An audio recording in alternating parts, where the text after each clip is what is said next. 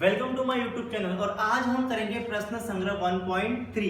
बच्चों, प्रश्न संग्रह 1.3 में आपको युगपत समीकरण को क्रैमर के नियम से हल करना है। ठीक है, तो हम लोग शुरू करते हैं। प्रश्न संग्रह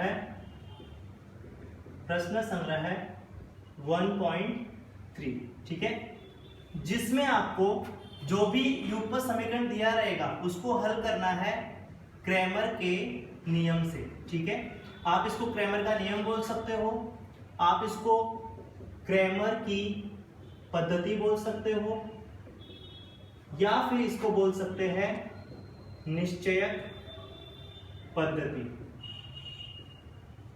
ठीक है बच्चों, क्रैमर के नियम में युगपत समीकरण हल करने के लिए हम लोग निश्चयक की सहायता से युगपत समीकरण को हल करते हैं। तो सबसे पहले हमें समझना पड़ेगा कि निश्चयक का मतलब क्या होता है।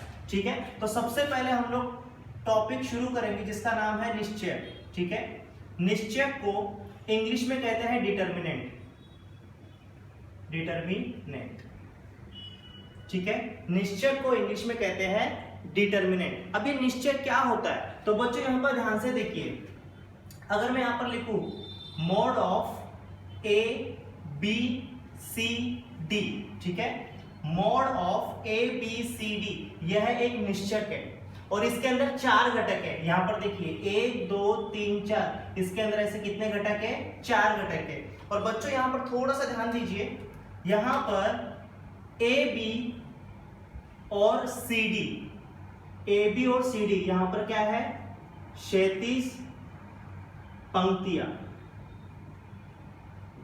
ठीक है, यहां पर mode of A B C D यह निश्चयक है और इसके अंदर 4 घटक है, 1 2 3 4। ठीक है, ए बी और सी डी यह क्षैतिज पंक्तियां है।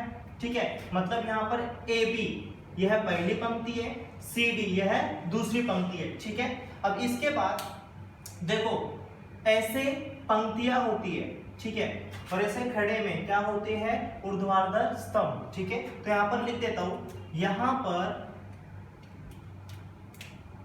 AC तथा BD यह क्या है? ऊर्ध्वाधर स्तंभ। ऊर्ध्वाधर स्तंभ समझ में आ रहा है? अब तक हमने क्या देखा?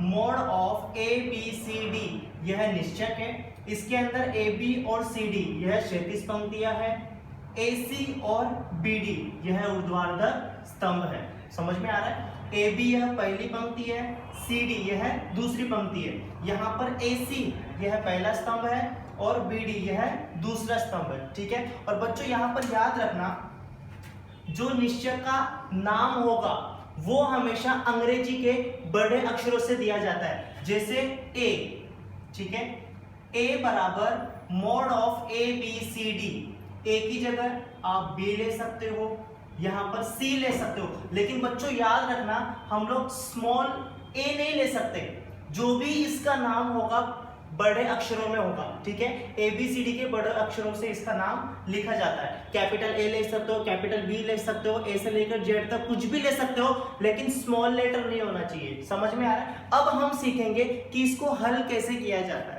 समझ में आ रहा है? हमने ये तो सीख लिया कि निश्चयक क्या होता है, अब हमें सीखना है कि इसको हल कैसे किया जाता है। हमको ये सीखना है कि निश्चयक का मान कैसे ज्ञात किया जाता है। तो बच्चों, निश्चयक को हल करने के लिए देखते हैं क्या करना पड़ेगा। ठीक है, मैं यहां पर लेता हूं A बराबर mode of A B C D.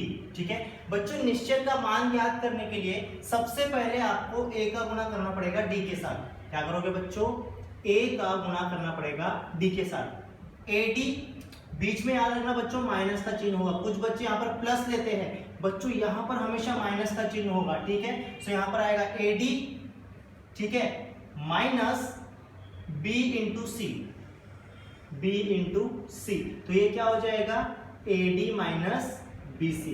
इस तरह से इसको सॉल्व करना है। समझ में आ रहा है? सबसे पहले A का गुणा D के साथ करोगे, बीच में माइनस का चिन्ह आएगा, फिर B का गुणा करोगे C के साथ। इस तरह से इसको हल करना है। तो क्या हो जाएगा? AD minus BC। ठीक है, एक एग्जांपल देख लेते हैं। ठीक है, A बराबर 5 2 3 6। ठीक है, अब इसको हल करके देखते हैं कैसे हल करना है आपको। 5 का गुणा 6 के साथ a इंटू डी, समझ में आ रहा है। यहाँ पर देखिए सबसे पहले ad का गुणा करेंगे, तो यहाँ पर देखिए सबसे पहले 5 का गुणा 6 के साथ करना पड़ेगा। 5 इंटू 6, बीच में आएगा माइनस, ठीक है। फिर उसके बाद आपको ऐसे गुणा करना है b इंटू सी, यहाँ पर देखिए 2 इंटू 3 है, तो यहाँ पर क्या करोगे 2 इंटू 3, समझ में आ रहा है। इज इक्वल टू 6 बच्चे कितना हो जाएगा 30, बीच में साइन कौन सा है माइनस का, 3 दूना कितना हो जाएगा 6, ठीक है। तो यहाँ पर 30 में से 6 को माइनस करो, 30 में से 6 को माइनस करो कितना आएगा 24, तो a का वैल्यू कितना है यहाँ पर 24। इस तरह से इसको हल करना है, समझ में आ रहा है, ठीक है। अब फिलहाल हम लोग एक एग्जांपल और देख लेते हैं। तो एक काम करते हैं, आपके टेक्स्ट बुक में जो एग्जांपल्स दिए गए हैं उसको हम लोग सॉल्व करते हैं, ठीक है। सबसे पहला उदाहरण आपको दिया गया है 5379। नंबर 1 a बराबर 5379, ठीक है। उदाहरण में सबसे पहले आपको यही दिया है, ठीक है। एक बार देख लेता हूं 5379। अब इसको कैसे हल करना है देख लो। 5 का गुणा 9 के साथ करोगे, 5 का गुणा करोगे 9 के साथ, माइनस 3 का गुणा करोगे 7 के साथ, 3 गुणे 7, ठीक है। तो यहाँ पर क्या आएगा बच्चों 9 बच्चे कितना हो जाएगा 45, बीच में साइन कौन सा है माइनस का, 7 3 कितना हो जाएगा 21, ठीक है।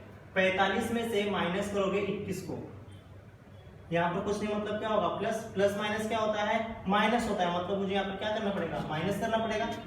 5 में से 1 जाएगा कितना बचेगा 4, 2 में से 2 को माइनस करो कितना आएगा 2, तो यहाँ पर आंसर कितना आएगा 24, और बड़ा नंबर 45 है तो प्लस का ही साइन होगा, लेकिन प्लस का साइन नहीं लिखते यहाँ पर, ठीक है। चलो यहाँ पर लिख देता हूँ इज इक्वल टू 24, ठीक है। नंबर 2 n बराबर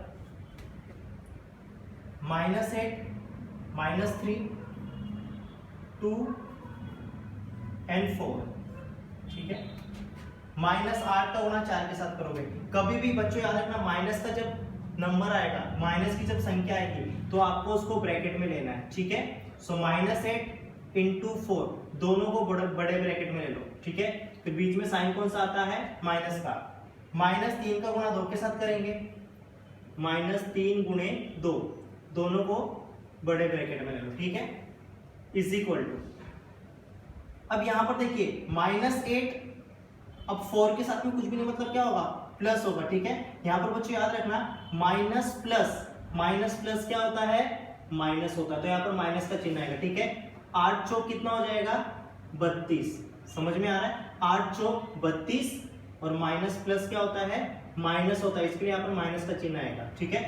बीच में साइन कौन सा है माइनस का, ठीक है। अब यहाँ पर देखिए ये माइनस में है और ये प्लस में है, माइनस प्लस क्या होगा माइनस होगा, समझ में आ रहा है। 3 दूना कितना हो जाएगा 6, इसको ब्रैकेट में ले लीजिए, ठीक है, बराबर। सो -32 माइनस ब्रैकेट का मतलब क्या होता है, इन दोनों के बीच में गुणा हो रहा है, माइनस माइनस क्या होता है प्लस होता है, और यहाँ पर कितना आएगा 6, बराबर। अब यहाँ पर देखिए -32 + 6, माइनस प्लस क्या होता है माइनस होता है, मतलब मुझे यहाँ पर माइनस करना पड़ेगा। 32 में से 6 को माइनस करो, 32 में से 6 को माइनस करोगे आंसर आएगा 26, और बड़ा नंबर कौन सा है 32, सो साइन कौन सा रहेगा यहाँ पर माइनस का साइन रहेगा, तो यहाँ पर आएगा -26। इस तरह से इसको सॉल्व करना है। तीसरा एग्जांपल क्या दिया है देख लेते हैं, उदाहरण b बराबर 2 करनी में 3 9 2 3 करनी में 3, ठीक है। अब यहां पर क्या करोगे 2 करनी में 3 का गुणा होगा 3 करनी में 3 के साथ, 2 करनी में 3 का गुणा होगा 3 करनी में 3 के साथ, ठीक है। बीच में होगा माइनस का चिन्ह, 9 का गुणा होगा 2 के साथ, 9 × 2, ठीक है। अब यहां पर बच्चों याद रखना करने की जो संख्या है इन दोनों का गुणा होगा, ठीक है। और बाहर वाली जो संख्या है उसका गुणा होगा बाहर वाली संख्या के साथ। तो 3 दूना कितना हो जाएगा 6 गुणे करनी में 3 गुणे करनी में 3। यहां पर देखिए करनी में 3 गुणे करनी में 3, 3 3 का कितना हो जाएगा 9, तो आएगा करनी में 9। ठीक है, अब करनी में 9 है मतलब मुझे इसका वर्गमूल निकालना है। 9 का वर्गमूल कितना होता है 3, तो आंसर आपका 3 ही आएगा। ठीक है, तो यहाँ पर लिखेंगे 3, बीच में साइन कौन सा है माइनस का।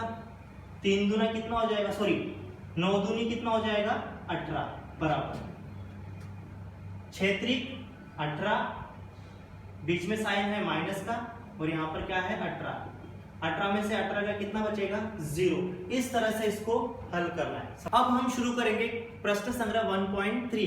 प्रश्न संग्रह 1.3 में सबसे पहले आपको एक कृति दी गई है, उसको पहले हम हल करेंगे। फिर प्रश्न क्रमांक 1 में आपको निश्चक का मान ज्ञात करना है, उसमें आपको 3 सवाल दिए हैं, उसको फिर हम हल करेंगे। उसके बाद प्रश्न क्रमांक 2 में आपको युगपत समीकरण को क्रैमर के नियम से हल करना है। अभी तक सिर्फ हमने इतना सीखा है कि निश्चक का मान कैसे ज्ञात करते हैं, क्रैमर विधि से युगपत समीकरण को कैसे हल करना है वो हम बाद में सीखेंगे। ठीक है, पहले हम क्वेश्चन नंबर 1 पूरा कंप्लीट कर लेते हैं। समझ में आ रहा है? तो चलिए शुरू करते हैं। सबसे पहले आपको कृति दी गई है, आपको दिया है मोड ऑफ 3 2 4 5। इसको पहले हल करेंगे, तो इसके लिए क्या करना पड़ेगा बच्चों, आपको 3 का गुणा 5 के साथ करना है। 3 का गुणा करेंगे 5 के साथ, बीच में माइनस का साइन आएगा। फिर 2 का गुणा करेंगे 4 के साथ, 2 का गुणा करेंगे 4 के साथ। अब यहाँ पर देखिए 5 3 कितना हो जाएगा 15, ठीक है, और 4 दूनी कितना हो जाएगा 8, और बीच में माइनस का साइन है। 15 में से 8 को माइनस करोगे कितना आएगा 7 आएगा। इस तरह से इसको कंप्लीट करना था। ठीक है, फिर उसके बाद आपको प्रश्न क्रमांक 1 दिया है, निम्नलिखित निश्चकों का मान ज्ञात कीजिए। मतलब जो आपको निश्चक नीचे दिए गए हैं आपको क्या करना है, उनका मान ज्ञात करना है। तो उसमें सबसे पहले आपको दिया है, सबसे पहला सवाल दिया है -1 7 2 और 4। ठीक है, सबसे पहले -1 का गुणा 4 के साथ करेंगे, -1 का गुणा करेंगे 4 के साथ, बड़ा ब्रैकेट लगा दो, बीच में माइनस का साइन आएगा। ठीक है, फिर 7 का गुणा करेंगे 2 के साथ, 7 का गुणा करेंगे 2 के साथ। ठीक है, अब यहाँ पर देखिए 4 एकम कितना आएगा 4। अब ये माइनस में है और ये 4 प्लस में, माइनस प्लस क्या होता है माइनस होता है, मतलब यहाँ पर माइनस का चिन्ह आएगा। और यहाँ पर देखिए क्या है माइनस। ठीक है, 7 दूनी कितना हो जाएगा 14, -4 -14, -4 -14। ठीक है, माइनस माइनस क्या होता है प्लस होता है, मतलब मुझे इन दोनों को क्या करना पड़ेगा प्लस करना पड़ेगा। 14 और 4 कितना हो जाएगा 18, और बड़ा नंबर कौन सा है 14, तो बीच में साइन कौन सा आएगा आंसर में माइनस का साइन आएगा, तो यहाँ पर आएगा -18। ठीक है, इस तरह से इसको सॉल्व करना था। अब हम करेंगे क्वेश्चन नंबर 2। आपको दिया है 5 3 -7 0। ठीक है, 5 का गुणा 0 के साथ करेंगे, 5 × 0। ठीक है, बीच में माइनस का साइन आएगा। 3 का गुणा करेंगे -7 के साथ, 3 का गुणा करेंगे -7 के साथ। ठीक है, जब भी माइनस का साइन रहेगा उसको ब्रैकेट में लेना है, माइनस में जो भी संख्या होगी उसको ब्रैकेट में लेना है। समझ में आ रहा है? अब यहाँ पर देखिए 5 का गुणा 0 के साथ करेंगे तो 0 आएगा, बीच में साइन कौन सा है माइनस का। 3 सत्ते कितना होता है 21, ये प्लस में है और ये माइनस में, प्लस माइनस क्या हो जाएगा माइनस, सो यहाँ पर -21 आएगा और इसको ब्रैकेट में ले लीजिए। ठीक है, माइनस की संख्या जो होगी उसको ब्रैकेट में ही लेना है आपको, बराबर 0 माइनस माइनस क्या हो जाएगा +21। ठीक है, तो 0 + 21 कितना आएगा 21 ही आएगा। ठीक है, तो इसका आंसर आएगा 21। अब हम करेंगे क्वेश्चन नंबर 3। क्वेश्चन नंबर 3 क्या दिया है उसको देखते हैं अभी। चलिए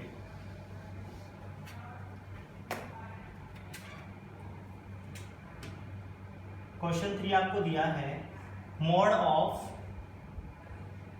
7/3 5/3 3/2 1/2। ठीक है, इज इक्वल टू, फिलहाल मैं इसको रफ कर देता हूं। चलिए क्या करना होगा आपको, 7/3 का गुणा करना है 1/2 के साथ, 7/3 का गुणा करेंगे 1/2 के साथ। ठीक है, बीच में आएगा माइनस का साइन 5/3 का गुणा होगा 3/2 के साथ, 5/3 का गुणा होगा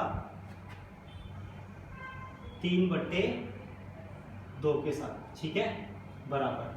अभी आपको ये तो पता होगा, अगर A/B इंटू C/D होगा, अगर बीच में इंटू होता है, ठीक है, अगर A/B का गुणा करेंगे C/D के साथ, तो बच्चों याद रखना सीधे सीधे गुणा होता है, मतलब यहाँ पर क्या होगा, A का गुणा C के साथ होगा, A into C upon B का गुणा D के साथ होगा, B इंटू D, तो क्या हो जाएगा AC अपॉन BD। इस तरह से इसको सॉल्व करना है। तो यहाँ पर क्या हो जाएगा बच्चों, 7 का गुणा होगा 1 के साथ, 7 एकम 7 बटे 3 दूनी 6, बीच में साइन कौन सा है, माइनस का, ठीक है। 5 का गुणा 3 के साथ होगा, 5 3 कितना हो जाएगा 15 बटे 3 दूनी कितना हो जाएगा 6। अब यहाँ पर देखिए हर समान है तो उसको एक ही बार लिखिए 6, ऊपर क्या है 7 माइनस 15, तो यहाँ पर आएगा 7 माइनस 15, ठीक है। अब यहाँ पर देखिए 7 में से माइनस करेंगे 15 को, 7 में से माइनस करेंगे 15 को, 7 के साथ में कुछ नहीं, मतलब क्या होगा प्लस, प्लस माइनस क्या होता है, माइनस होता है, मतलब मुझे यहाँ पर माइनस करना पड़ेगा। 7 में से 15 नहीं जाएगा, 15 में से 7 को माइनस करो, 8 9 10 11 12 13 14 15, आंसर कितना आएगा 8, यहाँ पर आंसर कितना आएगा 8, और बड़ा नंबर कौन सा है 15, तो साइन किसका रहेगा, माइनस का, तो यहाँ पर आएगा -8/6, ठीक है। अब कौन से नंबर से कट रहे, काट दो इनको, 2 से दोनों कट जाएंगे, 2 3 6 2 4 8, तो आंसर कितना आएगा -4/3, ये इसका फाइनल आंसर होगा।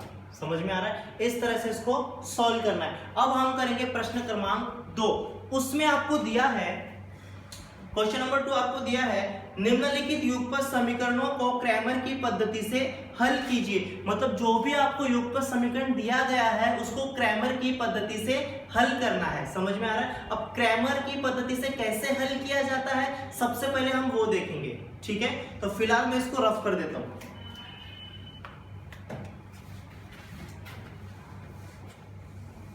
अब हमें सीखना है क्रैमर का नियम, ठीक है, इसको भी मैं रफ कर देता हूं।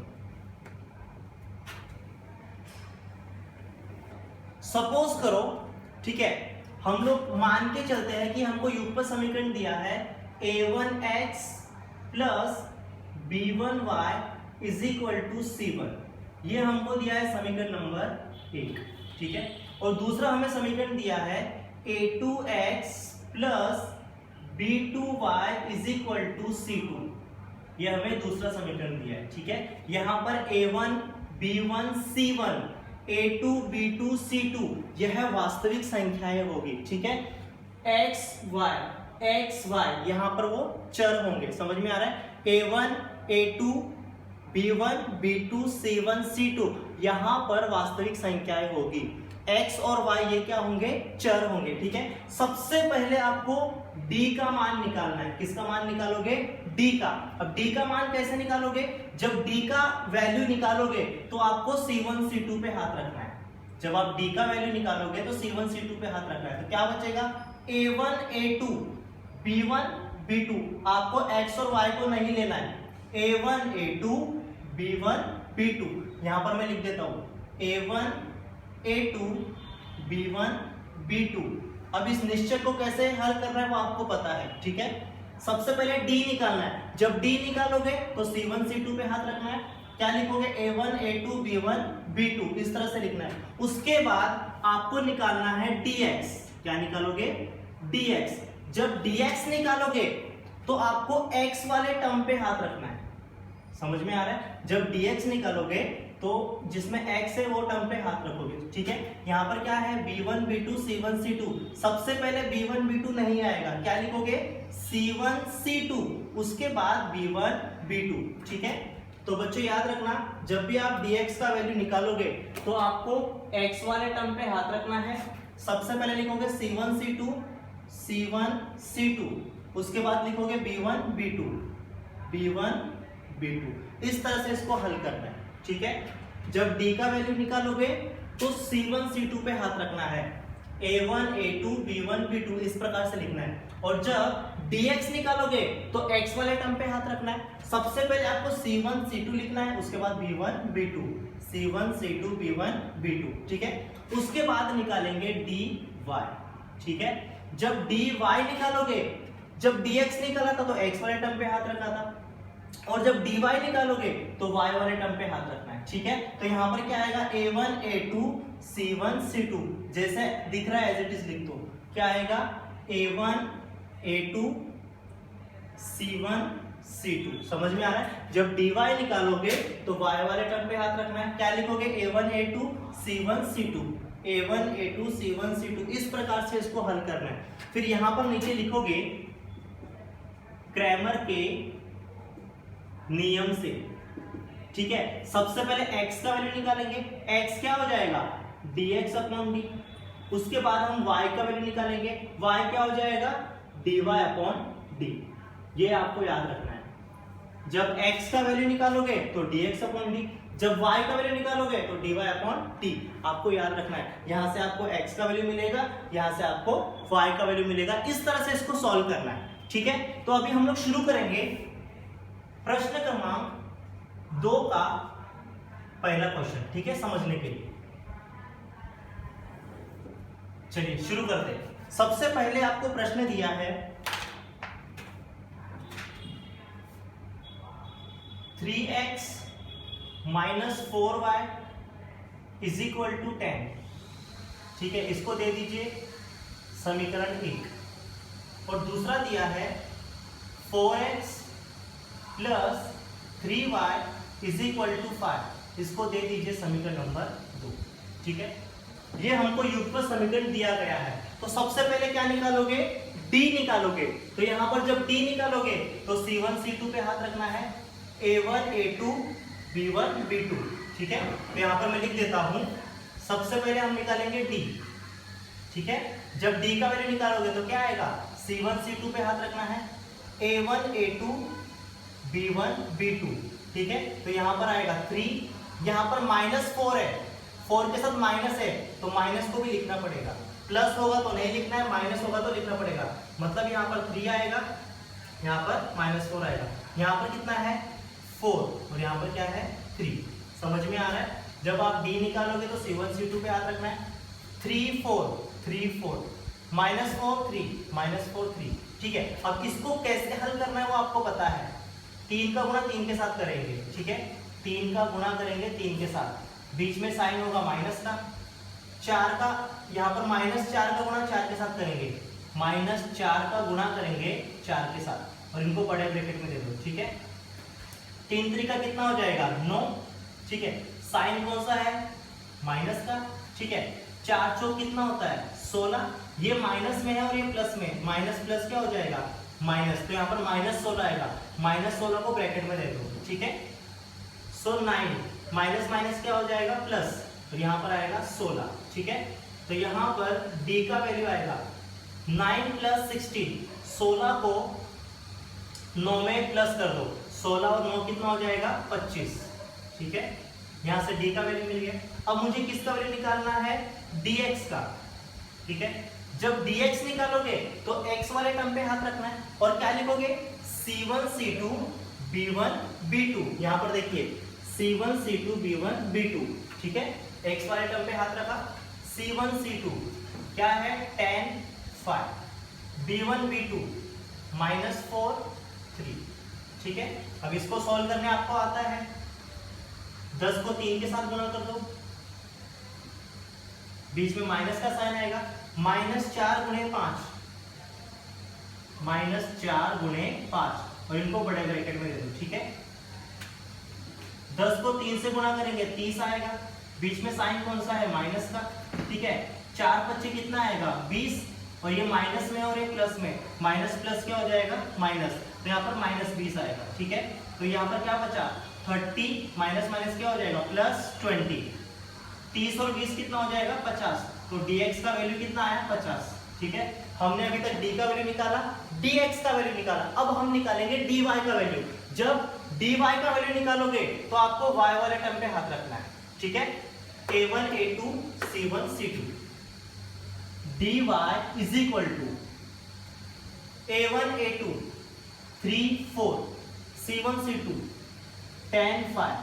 ठीक है, चलो इसको भी हल करते हैं। 3 का गुणा 5 के साथ करेंगे, 3 गुणे 5 माइनस 10 का गुणा 4 के साथ, 10 गुणे यहाँ पर लिख देता हूं 10 गुणे 4।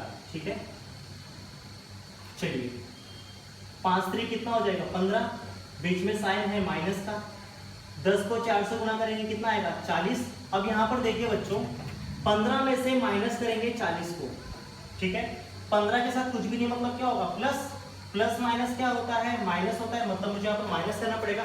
15 में से 40 नहीं जाएगा, 40 में से 15 को माइनस करो, 40 में से 15 को माइनस करोगे तो कितना आएगा 25 आएगा, और बड़ा नंबर कौन सा है 40। ठीक है, तो यहाँ पर माइनस का चिन्ह आएगा। ठीक है, तो यहाँ पर आपको आंसर मिलेगा -25। ये हमें dy का वैल्यू मिल गया। ठीक है, फिर आप यहां पर लिखोगे क्रैमर के नियम से। ठीक है, क्रैमर के नियम से सबसे पहले आपको निकालना है x का वैल्यू, तो x बराबर हो जाएगा dx अपॉन डी। x क्या होता है dx अपॉन डी। चलिए, तो x बराबर dx का वैल्यू कितना है, dx का वैल्यू कितना है 50, तो यहां पर आएगा 50 अपॉन d का वैल्यू कितना है 25, तो नीचे लिखते हैं 25। ठीक है, अगर आप यहाँ पर ध्यान से देखोगे तो 25 से कट रहा है, 25 से कम 25, 25 दूना 50, तो x का वैल्यू कितना आएगा 2। ठीक है, अब निकालेंगे y का वैल्यू। ठीक है, जब y का वैल्यू निकालोगे तो क्या आएगा dy upon D, dy upon D. So यहाँ पर y is equal to dy का वैल्यू कितना है -25 बटे d का वैल्यू कितना है 25। 25 से कम 25, 25 से कम 25, यहाँ पर माइनस है, तो y का वैल्यू कितना आएगा -1। ठीक है, और आंसर में आपको लिखना पड़ेगा, आंसर में क्या लिखोगे x, y बराबर x का वैल्यू कितना है 2, y का वैल्यू कितना है -1। ठीक है, यह है समीकरणों के हल है। इस प्रकार से आपको फाइनल आंसर लिखना पड़ेगा। समझ में आ रहा है? क्रैमर का नियम सबसे आसान होता है। ठीक है, आपने अभी तक 3 विधि सीखी है। सबसे पहले विलोपन विधि सीखा हमने, उसके बाद आलेख विधि सीखा, और अब हमने सीखा क्रैमर का नियम, जिसमें सबसे आसान होता है क्रैमर का नियम। ठीक है, तो फिलहाल हमने क्वेश्चन नंबर 1 कंप्लीट कर लिया। अगर आपको चाहिए तो इसका स्क्रीनशॉट ले सकते हो। ठीक है, फिर इसके बाद हम करेंगे क्वेश्चन नंबर 2। फिलहाल मैं इसको अभी रफ कर देता हूं।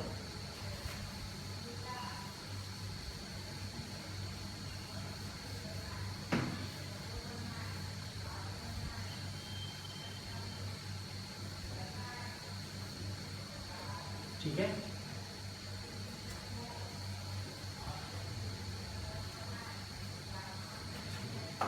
अब हम करेंगे क्वेश्चन नंबर 2। क्वेश्चन नंबर 2 आपको दिया है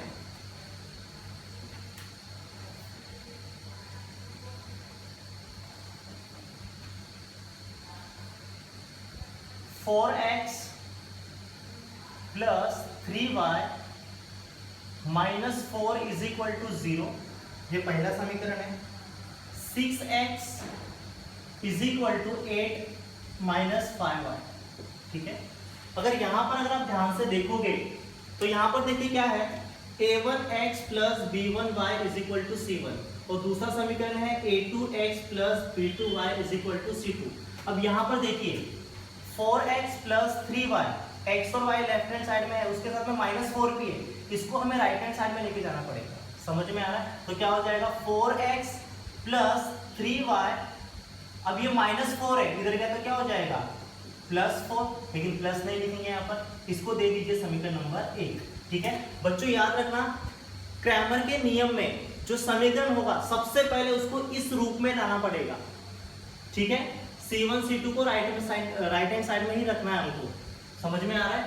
सो यहाँ पर -4 को राइट हैंड साइड में लेके जाएंगे। अब यहाँ पर देखिए लेफ्ट हैंड साइड में 6x है, अब ये जो -5 है 5y है उसको लेकर आइए लेफ्ट हैंड साइड में। अब ये -5y है, लेफ्ट में जाएगा तो क्या हो जाएगा +5y।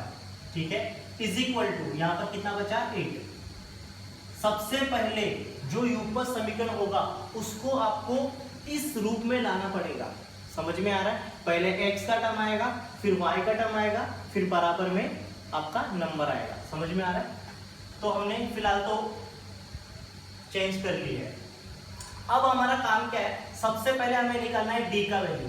अच्छा, d जब d का वैल्यू निकालोगे तो C1 C2 पे हाथ रखना है, A1 A2 B1 B2 लिख दीजिए, 4 6 3 5, ठीक है।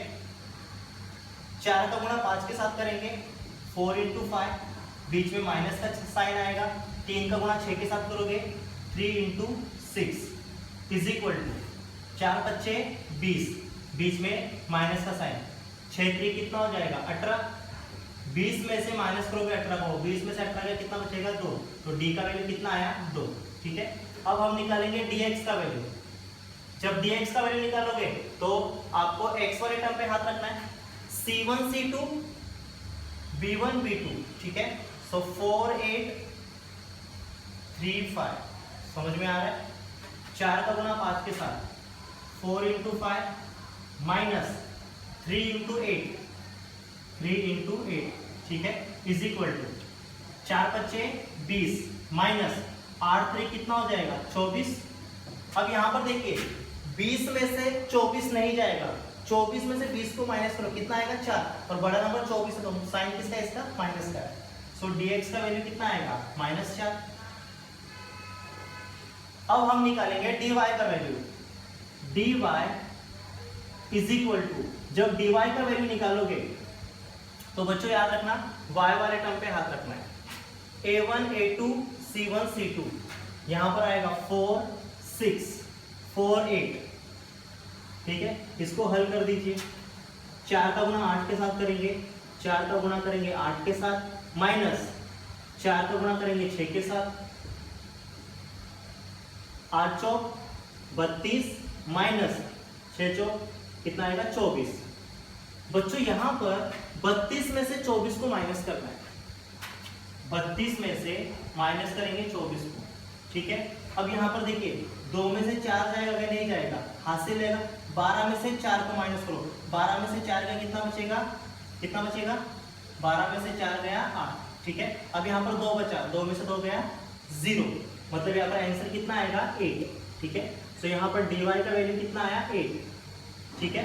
अब यहाँ पर लिखोगे, फिलहाल मैं इसको रफ कर देता हूँ। क्रैमर के नियम से, ठीक है, सबसे पहले x का वैल्यू निकालेंगे। तो x क्या होता है dx upon d। So x बराबर dx का वैल्यू कितना निकाला हमने -4, सो -4 अपॉन d का वैल्यू कितना है 2, 2 एकम 2, 2 दूनी 4, तो x का वैल्यू कितना आएगा -2, ठीक है। अब निकालेंगे y का वैल्यू। सो y का वैल्यू क्या हो जाएगा dy upon d, y is equal to dy का वैल्यू कितना है 8 अपॉन d का वैल्यू कितना है 2, 2 एकम 2, 2 चौक 8, तो y का वैल्यू कितना आएगा 4, ठीक है। और आप फाइनल आंसर लिख दीजिए, आंसर x, y बराबर -2, 4, ठीक है। यह है वर्ग समीकरण, सॉरी वर्ग समीकरण नहीं आएगा, यह है समीकरणों के हल है। इस प्रकार इसको सॉल्व करना है, ठीक है। अब तक हमने क्वेश्चन नंबर 2 भी कंप्लीट कर लिया। अगर आप चाहे तो इसका स्क्रीनशॉट ले सकते हैं। फिर हम करेंगे क्वेश्चन नंबर 3, ठीक है। चलो फिलहाल क्वेश्चन नंबर 2 को भी हम रफ कर देते हैं।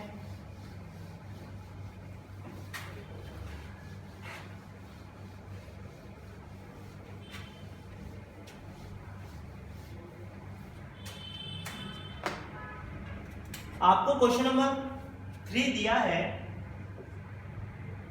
x plus 2y is equal to -1, और दूसरा समीकरण दिया है 2x minus 3y is equal to 12, ठीक है। चलो पहला समीकरण क्या दिया है x plus 2y is equal to -1। इसको दे दीजिए समीकरण नंबर 1। दूसरा समीकरण क्या दिया है, 2x minus 3y is equal to 12। इसको दे दीजिए समीकरण नंबर 2।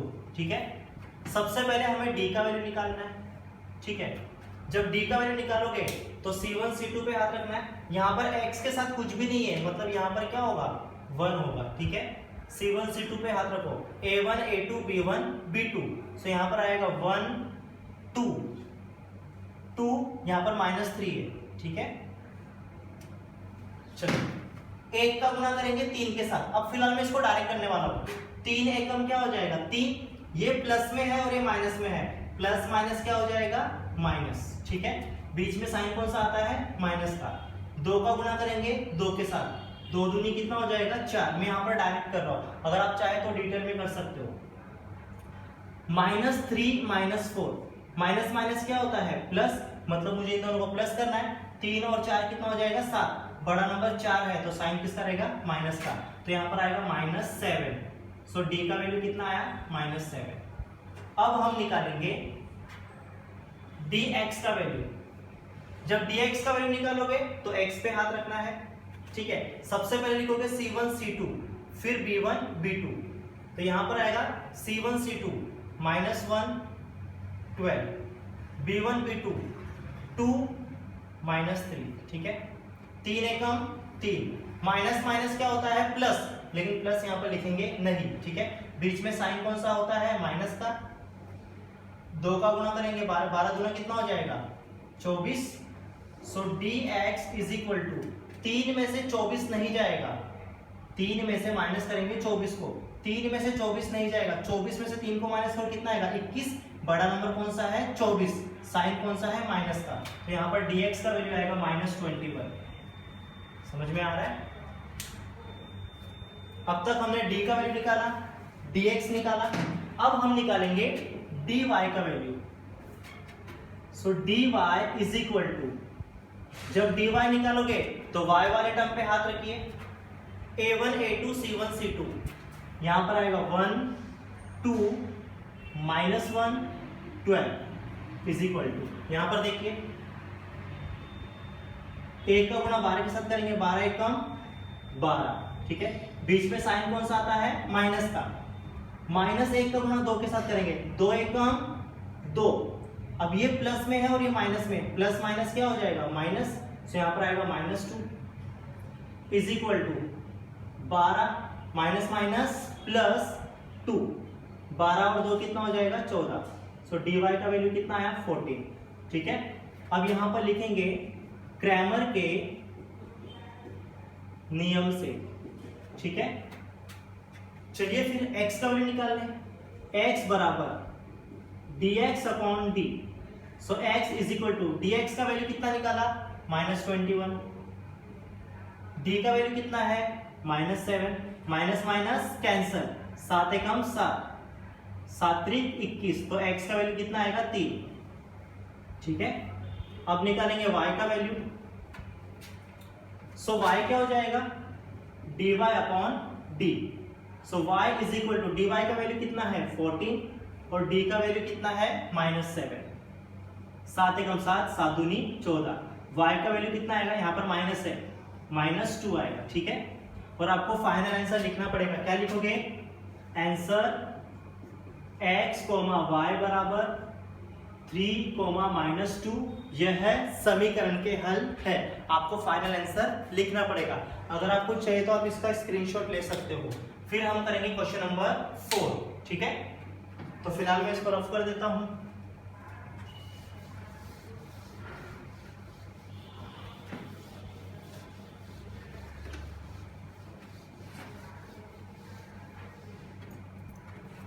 आपको क्वेश्चन नंबर 4 दिया है,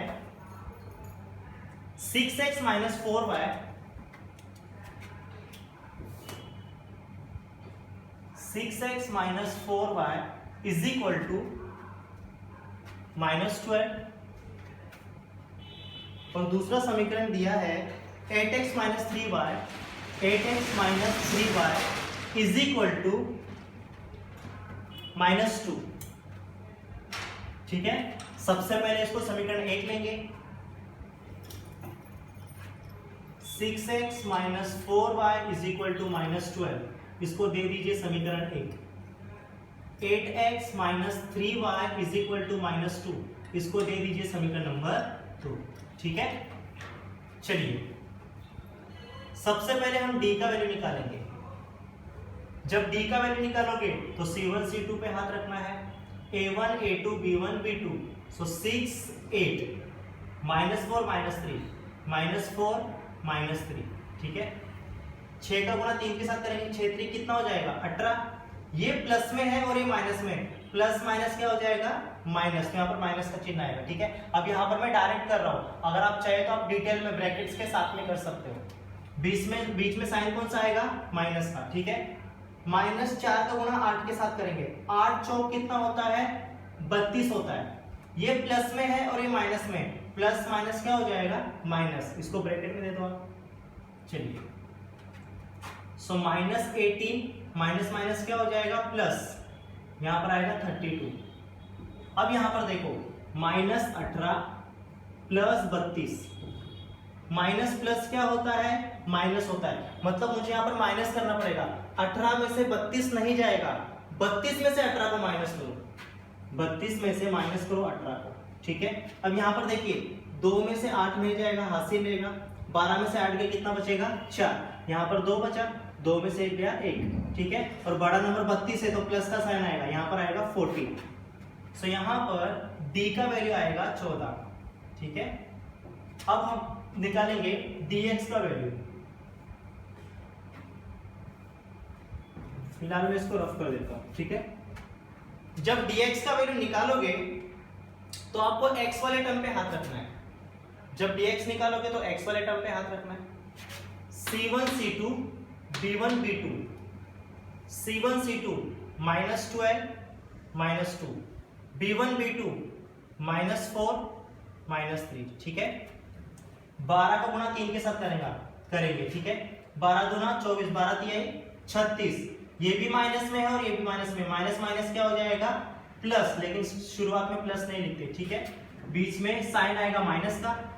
4 का गुणा किसके साथ करोगे 2 के साथ, 4 दूनी कितना हो जाएगा 8। ठीक है, ये भी माइनस में और ये भी माइनस में, माइनस माइनस क्या होता है प्लस, मतलब आंसर में भी प्लस आएगा लेकिन यहाँ पर प्लस नहीं लिखेंगे। इज इक्वल टू 36 में से माइनस करेंगे 8 को, 36 में से माइनस करो 8 को, समझ में आ रहा है। 36 में से 8 को माइनस करो, कितना आएगा देखो यहाँ पर 6 में से 8 नहीं जाएगा, एक हासिल लेगा। 16 में से 8 को माइनस करो, कितना आएगा 8। ठीक है, यहाँ पर 2 बचा हुआ है, लिख दीजिए। आएगा यहाँ पर dx का वैल्यू आएगा 28। ठीक है, अब हम करेंगे आगे। ठीक है, अब हमें निकालना है dy का वैल्यू। सो जब dy का वैल्यू निकालोगे तो y पे हाथ रख लो, a1 a2 c1 c2, 6 8 a1 a2 c1 c2 -12 -2। ठीक है, चलिए 6 का गुणा 2 के साथ करेंगे, 6 दूनी 12, ये प्लस में है और ये माइनस में, प्लस माइनस क्या हो जाएगा माइनस। ठीक है, बीच में साइन किसका आता है माइनस का आता है। 12 का गुणा 8 से करेंगे। ठीक है, 12 का गुणा 8 से करोगे तो कितना आएगा 96 आएगा। ये माइनस में है और ये प्लस में, माइनस प्लस क्या होता है माइनस होता है, तो यहाँ पर माइनस आएगा। ठीक है, -12 माइनस माइनस क्या हो जाएगा प्लस। ठीक है, और यहाँ पर आएगा 96। बच्चों यहाँ पर देखो अभी -12 प्लस 96, यहाँ पर देखिए माइनस प्लस क्या होता है माइनस होता है, मतलब मुझे यहाँ पर माइनस करना पड़ेगा। 12 में से 96 को माइनस नहीं कर सकते, 96 में से 12 को माइनस करो, 96 में से माइनस करो 12 को। ठीक है, 6 में से 2 गया, कितना बचेगा 4, 9 में से 1 को माइनस करो, कितना बचेगा 8। ठीक है, तो यहाँ पर आंसर आएगा 84, और बड़ा नंबर 96 है तो प्लस का ही साइन आएगा। सो dy का वैल्यू कितना आया 84। ठीक है, फिर यहां पर लिख दीजिए क्रैमर के नियम से। सबसे पहले हम लोग किसका वैल्यू निकालेंगे x का। x बराबर क्या होता है dx अपॉन डी। सो x बराबर dx का वैल्यू कितना है 28 अपॉन d का वैल्यू कितना है 40, 14 एकम 14, 14 दूना 28, तो x का वैल्यू कितना आएगा 2। ठीक है, चलिए अब y का वैल्यू निकालेंगे। सो y का वैल्यू क्या हो जाएगा dy upon d। So y is equal to dy का वैल्यू कितना है 84, d का वैल्यू कितना है 14। ठीक है, अब 14 से इसको कट करना है हमें। ठीक है, तो यहां पर 14 से हमें भाग देना है 84 को। समझ में आ रहा है? चलो देखते हैं।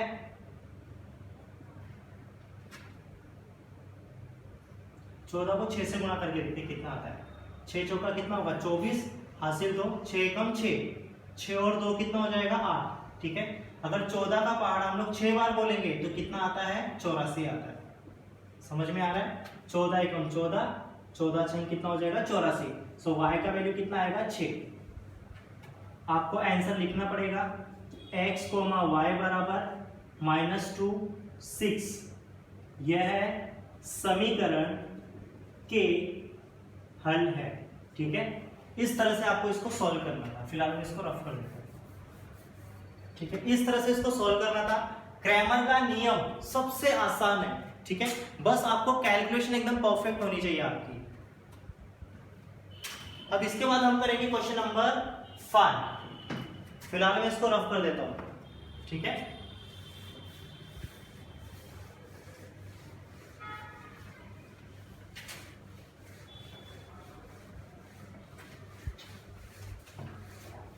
चलिए क्वेश्चन नंबर 5 क्या दिया आपको 4m plus 6n। Number 5 4m plus 6n is equal to 54। और दूसरा समीकरण दिया है 3m plus 2n is equal to 28। ठीक है, सबसे पहले इसको समीकरण 1 दे दीजिए। 4m plus 6n is equal to 54, समीकरण 1। ठीक है, 3m plus 2n is equal to 28, इसको दे दीजिए समीकरण नंबर 2। सबसे पहले हमें निकालना है d का वैल्यू। सो d बराबर क्या हो जाएगा, जब d का वैल्यू निकालोगे तो c1 c2 पे हाथ रखना है। a1 a2 b1 b2 4 3 6 2। ठीक है, बराबर 4 का गुणा 2 के साथ करेंगे, 4 दूनी 8, बीच में माइनस का साइन आएगा। 6 3 कितना हो जाएगा 18, बराबर 8 में से 18 नहीं जाएगा, 18 में से 8 को माइनस करो कितना आएगा 10। बड़ा नंबर 18 है, साइन कौन सा है उसका माइनस का। सो d का वैल्यू कितना आएगा -10। अब हम निकालेंगे d। अब यहां पर देखो x की जगह m यूज किया है और y की जगह n यूज किया है, तो यहां पर dx नहीं लिखना है, यहां पर हम लोग लिखेंगे dm। ठीक है, जब dm निकालेंगे तो m वाले टर्म पे हाथ रखना है। c1 c2 b1 b2, सिर्फ इसमें फर्क क्या है, x की जगह पे m दिया है, y की जगह पे n दिया है। वहां पर हम लोग dx निकालते थे, यहां पर हम लोग dm निकालेंगे। जब dm निकालेंगे तो m वाले टर्म पे हाथ रखना है। c1 c2 b1 b2। ठीक है, c1 c2 b1 b2 6 2। ठीक है, चलो 54 का गुणा करेंगे 2 के साथ। ठीक है, 54 का गुणा करेंगे 2 के साथ, कितना आता है 4 दूनी 8, 5 दूनी 10, कितना आएगा 108। बीच में साइन कौन सा होता है माइनस का। 6 का गुणा 28 के साथ करेंगे। ठीक है, 28 का गुणा करेंगे 6 के साथ। ठीक है, 6 कितना हो जाएगा 48, हासिल 4, 6 दूनी 12, 6 दूनी 12, 12 और 4 कितना हो जाएगा 16, आएगा 168। ठीक है, 108 में से माइनस करेंगे 168 को। ठीक है, अब यहां पर देखिए ये छोटा नंबर है और ये बड़ा नंबर है। छोटे नंबर में से बड़ा नंबर नहीं जाएगा, बड़े नंबर में से छोटे नंबर को माइनस करो, मतलब यहाँ पर 168 में से माइनस करना पड़ेगा 108 को। ठीक है, 8 में से 8 गया 0, 6 में से 0 गया 6, एक में से एक गया 0, मतलब आंसर कितना आएगा 60, ठीक है। और यहाँ पर बच्चों बड़ा नंबर कौन सा है 168, तो माइनस का साइन यूज करेंगे, ठीक है। तो यहाँ पर आएगा -60, ये हो जाएगा dm का वैल्यू, ठीक है। अब हमें निकालना है dn का वैल्यू, वहां पर dy निकालते थे, यहां पर निकालेंगे dn। So dn is equal to, n वाले टर्म पे हाथ रखो, a1 a2 c1 c2, सो यहां पर आएगा 4 3 54 28, ठीक है। चलो 4 का गुना 28 के साथ करेंगे, 28 का गुना 4 के साथ, ठीक है। 8 चौक 32, हासिल 3, 4 दूनी 8, ठीक है। 8 और 3 कितना होता है, 8 और 3 कितना होता है 11, तो यहां पर आएगा 112 माइनस 54 का गुना 3 के साथ करेंगे, 54 का मल्टीप्लाई करेंगे 3 के साथ, ठीक है। 3 चौक 12, हाथ से लगी 1, 3 पचे 15, 15 और 1 कितना हो जाएगा 16, यहां पर आएगा 162, ठीक है। अब यहां पर बच्चों 112 में से माइनस करेंगे 162 को, ठीक है। 112 ये छोटा नंबर है, 112 में से 162 नहीं जाएगा, तो यहां पर 162 में से माइनस करो 112 को, 2 में से 2 गया 0, 6 में से 1 गया 5, 1 में से 1 गया 0, आंसर कितना आएगा 50। अब यहां पर बच्चों बड़ा नंबर कौन सा है 162, तो साइन किसका रहेगा माइनस का, तो यहां पर आएगा -50, ये हो जाएगा dm का वैल्यू, ठीक है। चलिए अब यहां पर हमको लिखना पड़ेगा क्रैमर के नियम से, ठीक है। अब वहां पर हम लोग x और y का वैल्यू निकालते थे, ठीक है। जो भी हमने पीछे के सम्स किए वहां पर हमने x और y का वैल्यू निकाला था, यहां पर चर क्या है m और n है, ठीक है। तो सबसे पहले हम लोग m का वैल्यू निकालेंगे, m का वैल्यू क्या हो जाएगा dm/d, ठीक है। So m is equal to dm का वैल्यू कितना है बच्चों -60 अपॉन d का वैल्यू कितना है -10, माइनस माइनस क्या हो जाएगा कैंसिल, ठीक है। ये 0 0 भी कैंसिल हो जाएगा, तो n का वैल्यू कितना आएगा सिर्फ 6 आएगा। उसके बाद निकालेंगे n का वैल्यू, n क्या हो जाएगा dn/d, so n is equal to dn का वैल्यू कितना है, dn का वैल्यू, अच्छा यहां पर मैंने dm लिख दिया क्या, यहां पर dn आएगा, ठीक है।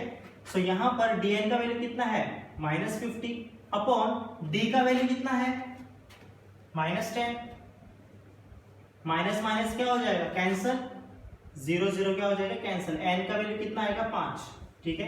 आपको आंसर में लिखना पड़ेगा आंसर m, n बराबर 6,5, यह समीकरण के हल है। समझ में आ रहा है, इस तरह से इसको सॉल्व करना था। इसका स्क्रीनशॉट ले लीजिए अगर आपको चाहिए तो। इसके बाद हम लोग करेंगे लास्ट क्वेश्चन, क्वेश्चन नंबर 6, ठीक है। आपको क्वेश्चन नंबर 6 दिया है, फिलहाल मैं इसको रफ कर लेता हूं पहले।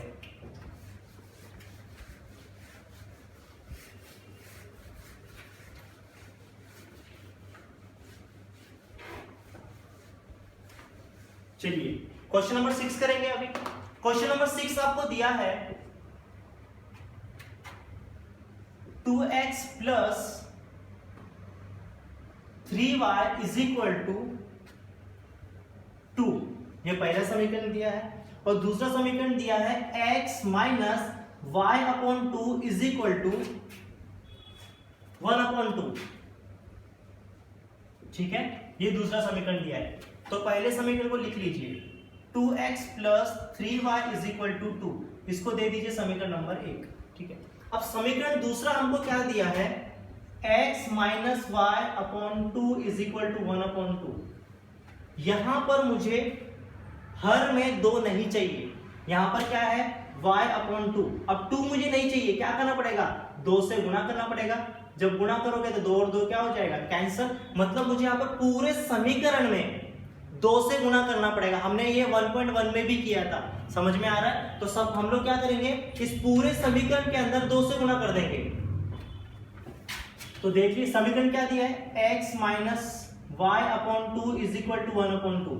पूरे समीकरण में 2 से गुना कर दो, तो यहां पर 2 का गुना x में करेंगे 2x आएगा, माइनस 2 का गुना करेंगे y/2 में, तो ये 2 और 2 कैंसिल हो जाएगा, इज इक्वल टू 2 का गुना करेंगे 1/2 में, 2 2 क्या हो जाएगा कैंसिल, समीकरण क्या आएगा 2x minus y is equal to 1, ये आपको समीकरण मिलेगा। ठीक है, तो चलिए मैं डायरेक्ट अभी यही लिखने वाला हूँ, समझ में आ रहा है।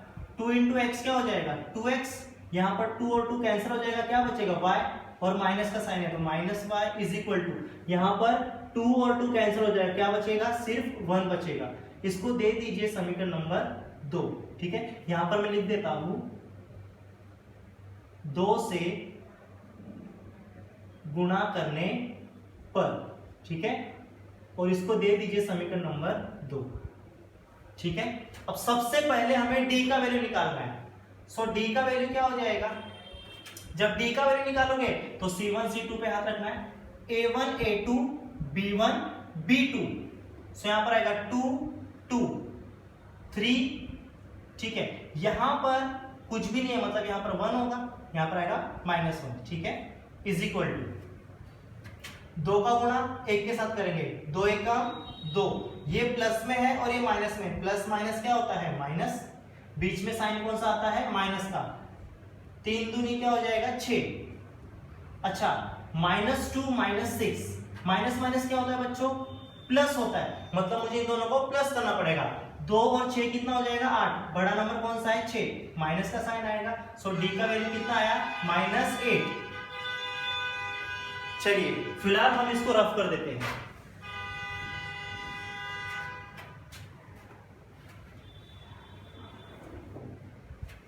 अब हमें निकालना है dx का वैल्यू।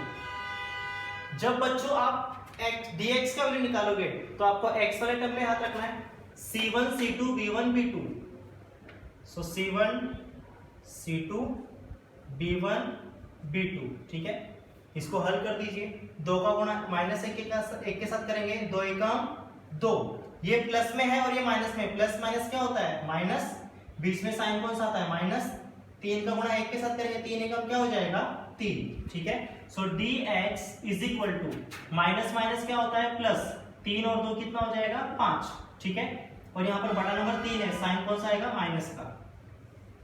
अब हम निकालेंगे dy का value, so dy is equal to, जब dy का वैल्यू निकालोगे तो y वाले टर्म पे हाथ रखना है, a1 a2 c1 c2 2 2 2 1 2 2 2 1, इसको हल कर दीजिए, 2 का गुणा 1 के साथ करेंगे, 2 एकम 2, बीच में माइनस होगा, 2 का गुणा 2 के साथ, 2 दूनी 4, ठीक है, 2 में से माइनस करेंगे 4 को, ठीक है, 2 में से 4 नहीं जाएगा, 4 में से 2 को माइनस करो, कितना आएगा 2, बड़ा नंबर कौन सा है 4, साइन कौन सा है माइनस का, सो dy का वैल्यू आएगा -2। इस तरह से इसको सॉल्व करना है, समझ में आ रहा है। अब लास्ट में लिख दीजिए क्रैमर के नियम से, सबसे पहले x का वैल्यू निकालेंगे, x क्या हो जाएगा dx अपॉन d, चलो x is equal to dx का वैल्यू कितना है -5 अपॉन d का वैल्यू कितना है -8, यहां से माइनस माइनस कैंसिल, अभी आप देखेंगे तो कट नहीं रहा है, तो इसको ऐसे रख दीजिए x बराबर 5/8, ठीक है, y इज इक्वल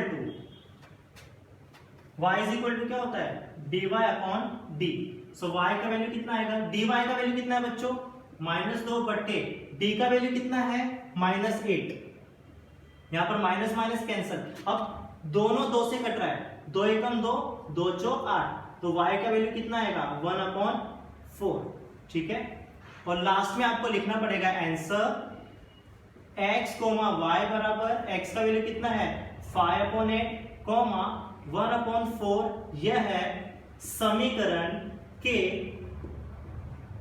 हल है। इस तरह से आपको इसको सॉल्व करना था, ठीक है, अगर आपको चाहे तो आप इसका स्क्रीनशॉट ले लीजिए। आज हमने आज का जो लेक्चर था इसमें हमने प्रश्न संग्रह 1.1 को पूरा कंप्लीट कर दिया। प्रश्न संग्रह 1.1 के पहले आपको कुछ एक्टिविटीज दिया है, कुछ कृति दी गई है, वो आपको खुद से सॉल्व करना है, ठीक है। आई होप कि आपको पूरा कॉन्सेप्ट क्लियर हो गया होगा। ठीक है, तो जो भी आपको सॉल्व एग्जाम्पल में प्रश्न संख्या 1.3 में जो उससे पहले जो आपको उदाहरण दिए गए हैं उसको आप हल कीजिए। ठीक है, जिससे आपका और कॉन्सेप्ट क्लियर हो जाएगा। और मैथ्स में बच्चों याद रखना, जितना हो सके अपना कॉन्सेप्ट क्लियर करो। ठीक है, तो आज के लिए इतना ही। अब नेक्स्ट लेक्चर में हम करेंगे प्रश्न संग्रह 1.4।